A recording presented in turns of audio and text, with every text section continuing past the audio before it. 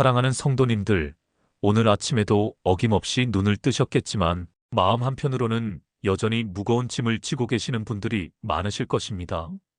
자녀 문제로 밤잠을 설치고 계신 분들도 계시고 남편과의 관계가 예전 같지 않아서 고민이 깊어지신 분들도 계실 것입니다. 경제적인 어려움 때문에 하루하루가 막막하게 느껴지시는 분들도 계시고 건강 문제로 인해 미래가 불안하기만 하신 분들도 계실 것입니다. 그런 마음으로 새벽을 맞이하면서도 과연 내 기도가 하나님께 닿고 있을까? 라는 의문이 드실 때가 있지 않습니까? 이렇게 매일 기도해도 왜 우리 가정에는 변화가 없을까? 하는 답답함이 밀려올 때가 있으실 것입니다. 정말 그런 경험 있으시죠? 하지만 사랑하는 믿음의 가족들, 오늘 제가 전해드릴 말씀을 통해서 여러분의 새벽 기도가 완전히 달라질 것입니다. 하나님께서 우리에게 주신 놀라운 약속들을 새벽마다 선포할 때 여러분의 가정에 정말로 기적 같은 변화들이 일어나기 시작할 것입니다. 오늘 나누어 드릴 4가지 선포의 말씀들을 통해서 여러분의 가정이 하나님의 축복으로 가득 찬 가정으로 변화되는 놀라운 역사를 경험하시게 될 것입니다. 그러면 지금부터 하나님의 말씀을 통해서 새벽마다 선포해야 할 4가지 고백들을 함께 살펴보도록 하겠습니다. 첫 번째로 우리가 새벽마다 선포해야 할 첫 번째 고백은 하나님이 우리 가정의 주인이시다라는 선포입니다. 많은 성도님들이 기도는 열심히 하시지만 정작 가정의 실제적인 주인이 누구인지에 대해서는 명확하지 않을 때가 많습니다. 남편이 가정의 주인인 것 같기도 하고 아내가 실질적으로 가정을 이끌어가는 것 같기도 하고 때로는 자녀들의 요구에 따라 가정의 분위기가 좌지우지되는 것 같기도 합니다. 하지만 성경에서는 분명하게 말씀하고 계십니다. 여호수아 24장 15절에서 오직 나와 내 집은 여호와를 섬기겠노라고 말씀하셨습니다. 이 말씀은 단순히 종교적인 선언이 아닙니다. 이것은 우리 가정의 모든 결정과 모든 상황에서 하나님이 최종적인 주권자가 되신다는 고백입니다. 여호수아가 이 고백을 했을 때 그 당시 이스라엘 백성들은 가나안 땅에 정착하면서 수많은 우상들과 이방 종교들의 유혹을 받고 있었습니다. 마치 오늘날 우리가 세상의 가치관과 물질주의 그리고 각종 유혹들 속에서 살아가는 것과 같은 상황이었습니다. 그런 상황에서 여호수아는 분명하게 선언한 것입니다. 세상이 어떻게 변하든지 다른 사람들이 어떤 선택을 하든지 나와 내 가정만큼은 하나님을 섬기겠다고 말한 것입니다. 여기서 중요한 것은 여호수아가 이 선언을 혼자만 한 것이 아니라는 점입니다. 그는 나와 내 집은이라고 말했습니다. 즉, 가정의 모든 구성원들이 함께 하나님을 섬기겠다는 결단을 한 것입니다. 이것이 바로 우리가 새벽마다 선포해야 할 첫 번째 고백입니다. 하나님, 오늘도 우리 가정의 주인은 하나님이십니다. 우리 가정의 모든 문제와 모든 상황을 하나님께서 주관하여 주십시오. 우리 가정의 모든 구성원들이 하나님의 뜻에 순종하며 살아가게 해주십시오. 이렇게 선포할 때 하나님께서는 여러분의 가정에 당신의 질서를 세워주실 것입니다. 남편과 아내 사이에 하나님의 사랑이 회복될 것이고 부모와 자녀 사이에 하나님의 은혜가 흘러갈 것입니다. 실제로 한 성도님의 간증을 들어보니까 매일 새벽마다 하나님이 우리 가정의 주인이시다라고 선포하기 시작한 이후로 5년 동안 대화도 제대로 나누지 않던 남편과의 관계가 완전히 회복되었다고 하더라고요. 그분은 신기하게도 남편이 먼저 변화되기 시작했다고 간증하셨습니다. 처음에는 남편이 늦은 시간에 집에 들어와도 인사조차 하지 않았는데 어느 날부터인가 수고했어라는 말을 건네기 시작했다고 합니다. 그리고 점점 가정에 관심을 보이기 시작하더니 결국에는 함께 교회에 나가자고 먼저 제안했다고 하더라고요. 이것이 바로 하나님이 우리 가정의 주인 되심을 인정할 때 일어나는 기적입니다. 그러면 이제 두 번째로 새벽마다 선포해야 할 고백을 살펴보겠습니다. 두 번째로 우리가 새벽마다 선포해야 할 두 번째 고백은 하나님의 보호하심이 우리 가정을 둘러싸고 있다라는 선포입니다. 요즘 같은 시대에 정말 많은 위험들이 우리 가정을 위협하고 있지 않습니까? 교통사고의 위험도 있고 각종 질병의 위험도 있고 경제적인 위기의 가능성도 있습니다. 특히 우리 자녀들이 학교에서 그리고 사회에서 어떤 위험한 상황들을 만날지 모르는 불안감이 항상 마음 한편에 자리 잡고 있을 것입니다. 요즘에는 학교 폭력이나 왕따 문제도 심각하고 인터넷을 통한 각종 유해한 정보들에 노출될 위험도 있습니다. 또한 사회 전반에 걸쳐서 범죄율이 높아지고 있어서 우리 가족들의 안전에 대한 걱정이 끊이지 않습니다.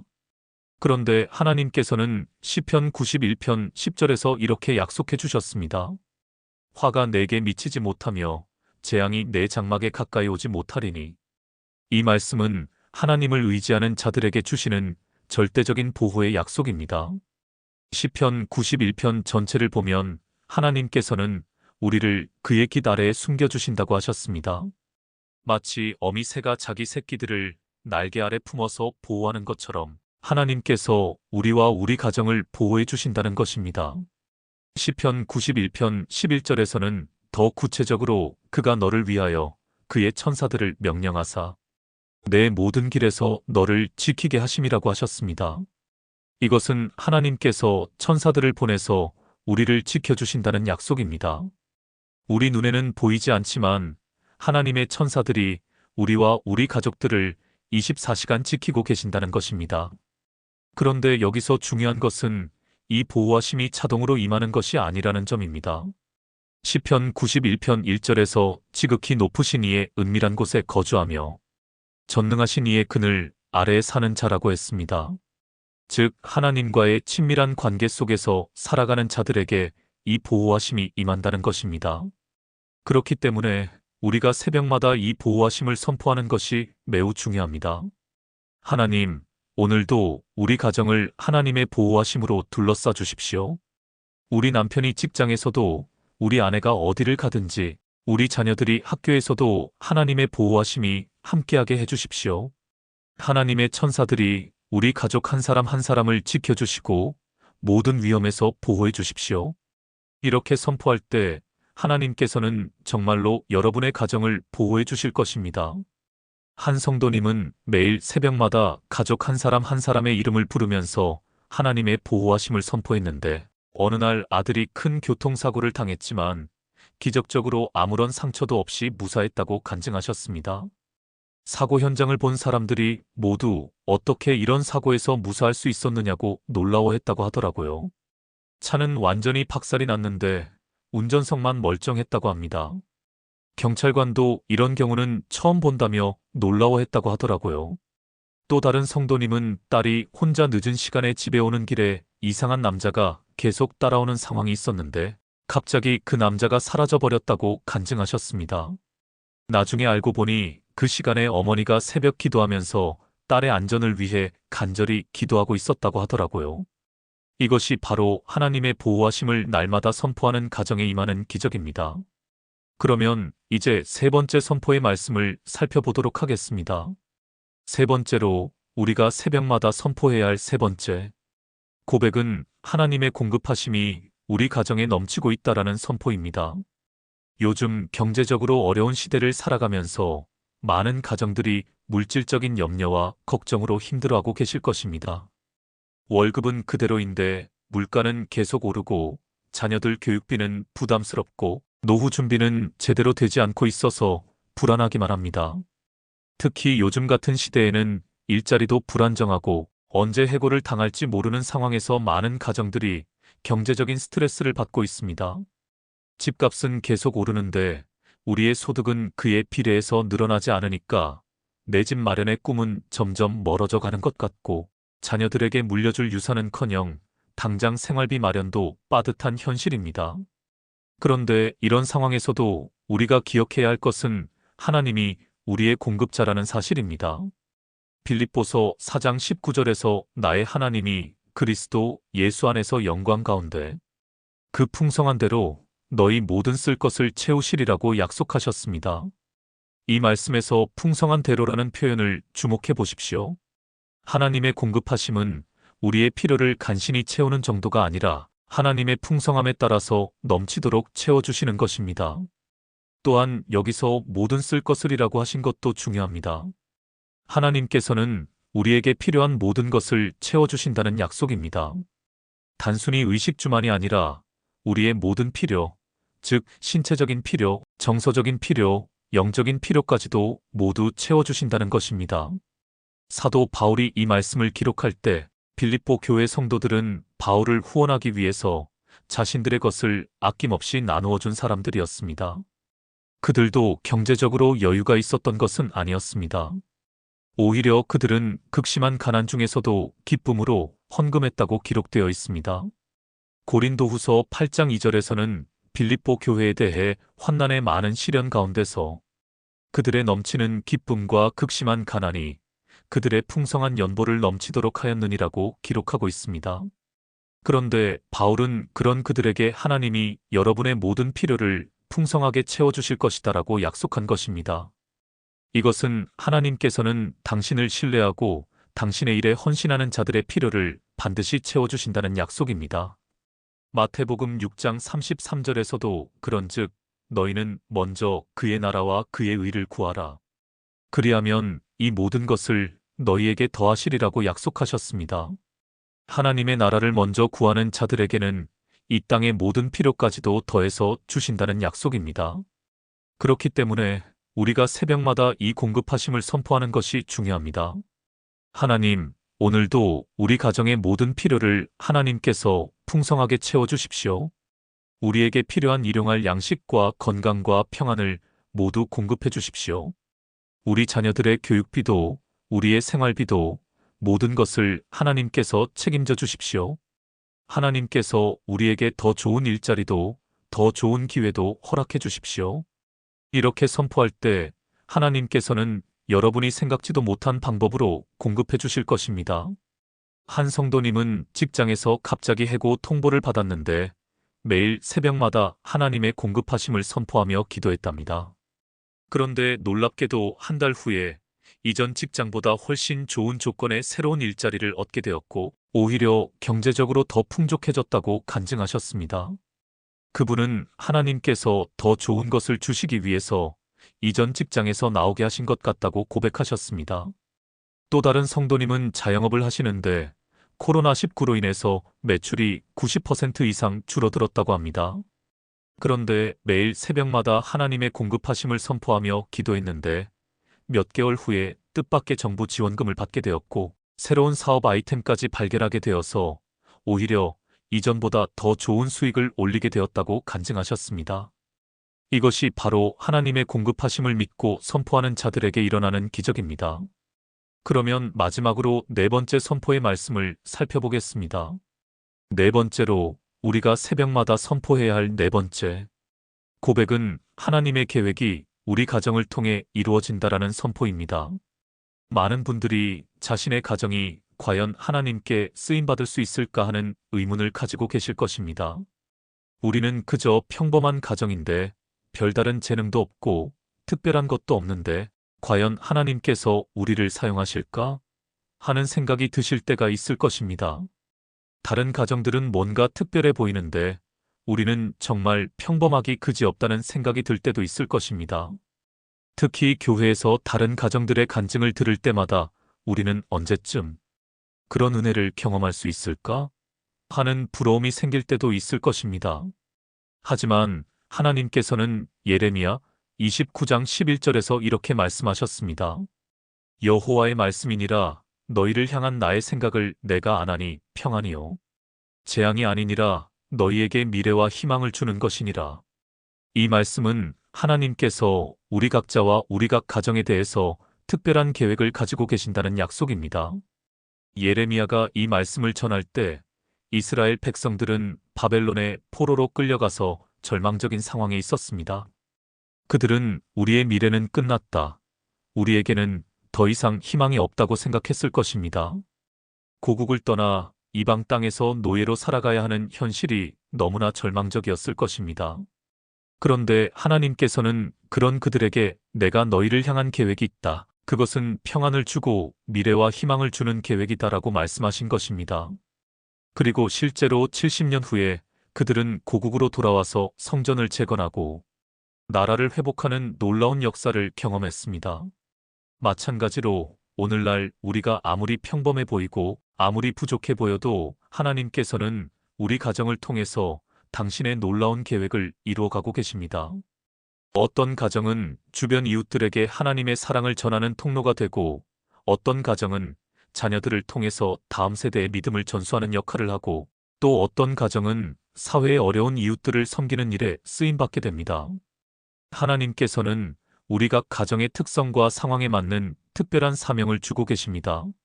에베소서 2장 10절에서는 우리는 그가 만드신 바라 그리스도 예수 안에서 선한 일을 위하여 지으심을 받은 자니, 이 일은 하나님이 전에 예비하사 우리로 그 가운데서 행하게 하려 하심이니라고 하셨습니다. 하나님께서는 우리 각자를 창조하실 때부터 이미 우리가 해야 할 선한 일들을 미리 예비해 놓으셨다는 것입니다. 그렇기 때문에 우리가 새벽마다 이것을 선포하는 것이 중요합니다. 하나님, 우리 가정을 통해서 하나님의 뜻이 이루어지게 해주십시오. 우리 가정이 하나님께 쓰임받는 복된 가정이 되게 해주십시오. 우리 자녀들도 하나님의 계획 가운데 자라나게 해주십시오. 하나님께서 우리 가정에 주신 사명을 깨달아 알게 해주시고 그 사명을 감당할 수 있는 능력도 주십시오. 이렇게 선포할 때 하나님께서는 여러분의 가정을 통해서 놀라운 일들을 행하실 것입니다. 한 성도님은 매일 새벽마다 우리 가정이 하나님께 쓰임받게 해달라고 기도했는데 어느 날부터 집 앞에서 노숙하던 할머니 한 분을 돌보게 되었답니다. 처음에는 그냥 식사 한 끼 대접하는 정도였는데 점점 그분을 위해서 할 수 있는 일들이 늘어나더니 결국 그 할머니가 복음을 받아들이시게 되었다고 하더라고요.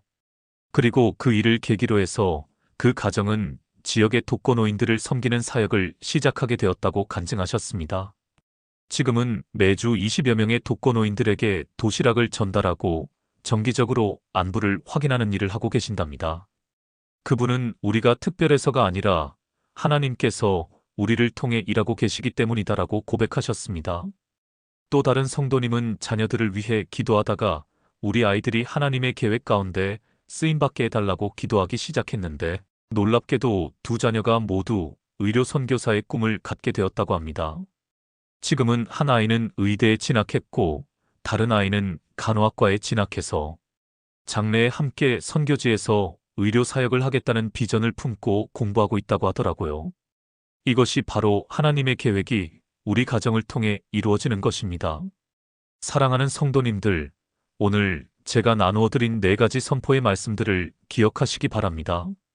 첫째, 하나님이 우리 가정의 주인이시다라는 선포입니다. 둘째, 하나님의 보호하심이 우리 가정을 둘러싸고 있다라는 선포입니다. 셋째, 하나님의 공급하심이 우리 가정에 넘치고 있다라는 선포입니다. 넷째, 하나님의 계획이 우리 가정을 통해 이루어진다라는 선포입니다. 이 4가지를 매일 새벽마다 선포하시기 바랍니다. 그냥 마음으로만 생각하는 것이 아니라 실제로 입술로 고백하며 선포하시기 바랍니다. 하나님의 말씀은 우리가 입으로 고백할 때 더욱 강력한 능력을 발휘합니다. 로마서 10장 10절에서 입으로 시인하여 구원에 이른다고 하신 것처럼 우리의 고백과 선포에는 놀라운 힘이 있습니다. 잠언 18장 21절에서도 죽고 사는 것이 혀의 힘에 달렸나니라고 하셨습니다. 우리가 무엇을 말하느냐에 따라서 우리의 삶이 달라진다는 것입니다. 그렇기 때문에 매일 새벽마다 이 4가지 고백을 정확하게 그리고 믿음으로 선포하시기 바랍니다. 앞으로 30일 동안만이라도 이 4가지를 매일 새벽마다 선포해 보시기 바랍니다. 분명히 여러분의 가정에 놀라운 변화들이 일어나기 시작할 것입니다.